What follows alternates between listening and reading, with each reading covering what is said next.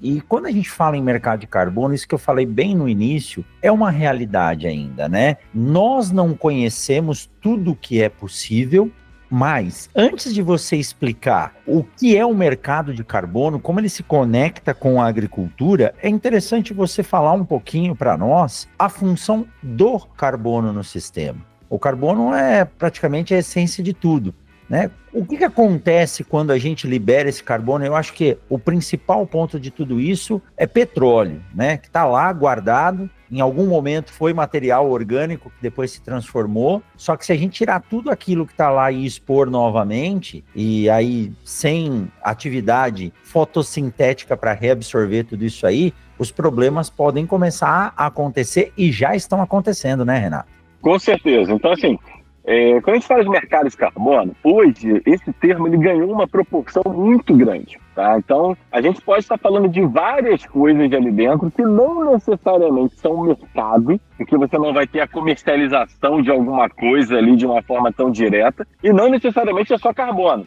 A gente pode ter outras coisas incluídas aí, como você falou no início, sobre certificações, agregação de valor a produto, pegada de carbono, que é diferente de mercado de carbono. Então, só que essa história é muito recente para o agro. Só que, no geral, ela não é tão recente assim. Na verdade, essa história toda de mercado de carbono, ela começou lá em 1997. Então, já tem bastante tempo, quase 30 anos que a gente está falando nesse assunto. E é muito interessante destacar que essa coisa toda no ambiente da ONU, né, no macroambiente, assim, nesse palco grande de discussões, esse assunto todo nasceu de uma proposta brasileira. Então, se vocês entrarem no site da convenção, que é unfccc.int, vocês vão ter lá Brazilian Proposal. Foi ali que tudo começou. Eu tive o privilégio de ter um dos autores dessa proposta como meu chefe nesse período que eu fiquei em Brasília, lá antes de entrar para a Embrapa, e é um grande amigo até hoje, o Dr. José Miguel, um dos caras que mais entende sobre mudança do clima no planeta, né, uma entidade de mudança do clima. Então, ele fez parte desse grupo que escreveu essa primeira proposta. Começou com a ideia de criar um fundo de desenvolvimento limpo, que foi aperfeiçoada, claro, dentro das negociações, né? Cede daqui, ganha dali, e virou um mecanismo de desenvolvimento limpo, que é chamado também pela sigla de MDL. O MDL foi justamente o primeiro mecanismo de mercado de carbono. Como é que isso foi criado? Para que isso foi criado? Quando a Convenção de Mudança do Clima ela foi criada depois da Rio 92, né, onde a gente teve aquela super conferência aqui no Rio, a ECO 92, de lá se originaram vários documentos, várias convenções, e uma delas foi a de mudança do clima. E ali a gente começou a ter um olhar diferente para o problema da mudança do clima, porque a gente já tinha uma base científica do IPCC, que é o painel intergovernamental sobre mudança do clima. O IPCC publica o seu primeiro relatório de avaliação em 1990. E aí a conclusão daquele relatório foi: o clima está mudando. Ponto. De quem é a culpa? Não sabemos ainda. Só que é aquilo, né? Se você tem, sei lá, você está na sua casa, você vê que uma parede está quebrando, você não vai se preocupar tanto se é o reboco, se foi culpa do engenheiro, se você vai tentar resolver aquilo. Então a mensagem era essa: a gente tem um problema, a gente precisa resolver. E aí teve esse caminho até chegar a Rio 92, e então a Convenção de Mudança do Clima foi criada, ela entra em vigor em 95. E aí, dentro das primeiras medidas da Convenção, a gente tinha um limite de emissões para os países, principalmente para os países desenvolvidos. Nesse primeiro momento, só os países chamados de anexo 1, né, os países industrializados, tinham metas de redução de emissões. O Brasil, por exemplo, não tinha uma meta de redução de emissão nessa época. Então, por exemplo, a Europa, né, a Alemanha, vamos pensar em um país, a Alemanha precisava reduzir em 6% as suas emissões até o ano 2000. Tá? Só que chegou à conclusão de que a Alemanha não conseguiria fazer aquela redução necessária sozinha, pelos seus esforços próprios. Então começou a se pensar: como é que a gente pode ajudar a Alemanha e qualquer outro país que tenha a meta a cumprir as suas metas e, ao mesmo tempo, como é que a gente promove o desenvolvimento nos países que ainda não são industrializados, né, como o Brasil, de uma forma diferente do que aqueles outros países. E aí, né, veio aquela ideia de como é que a gente promove o desenvolvimento sustentável desses países? Como é que a gente muda essa trajetória de desenvolvimento que a gente já tinha visto que não estava dando certo nos outros países? Então, a ideia inicial do mercado é essa: olha, a gente tem um país que precisa reduzir as suas emissões e não consegue fazer isso sozinho.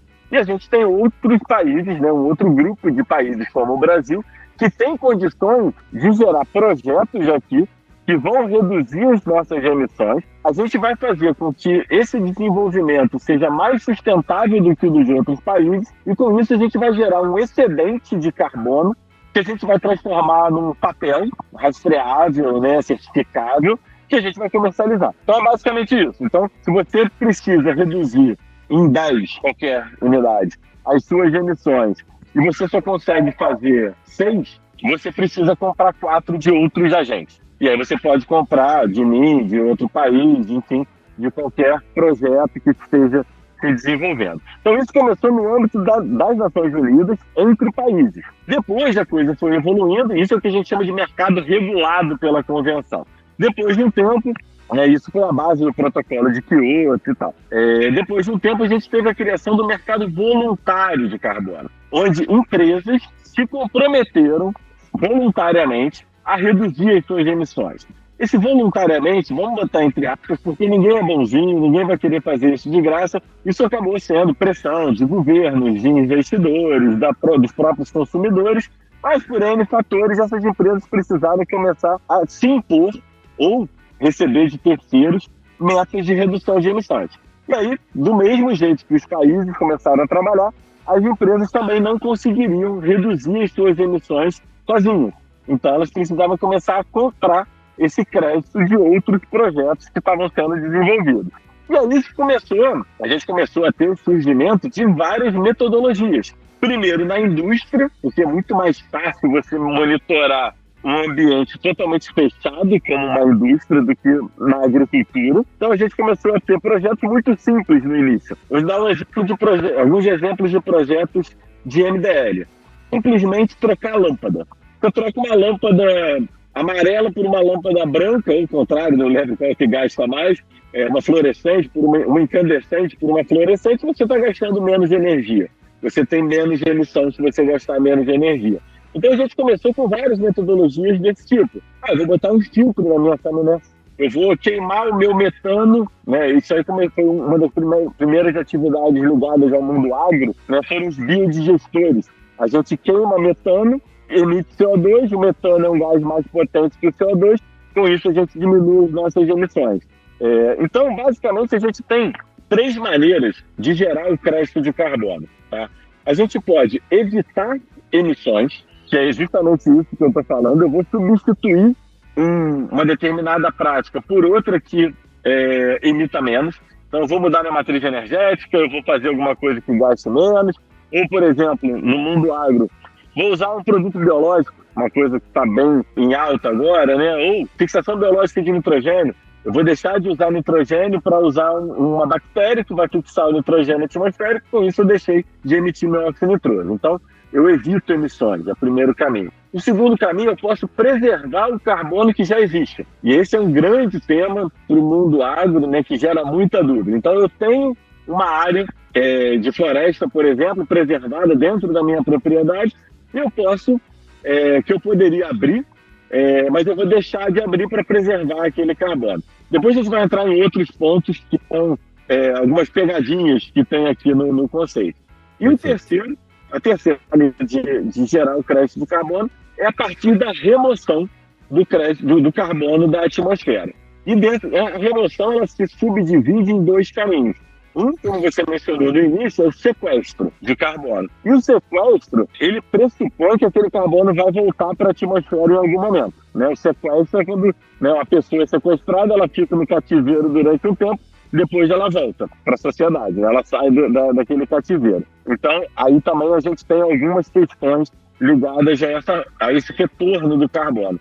E a outra forma é uma remoção permanente do carbono, que essa sim é a mais desejada de todas, porque você tirou aquele carbono da atmosfera e esse carbono não vai voltar para a atmosfera numa escala de tempo geológica, né, que afete a mudança do clima. Então, basicamente, foi assim que nasceu o mercado de carbono e essa que é a lógica do mercado.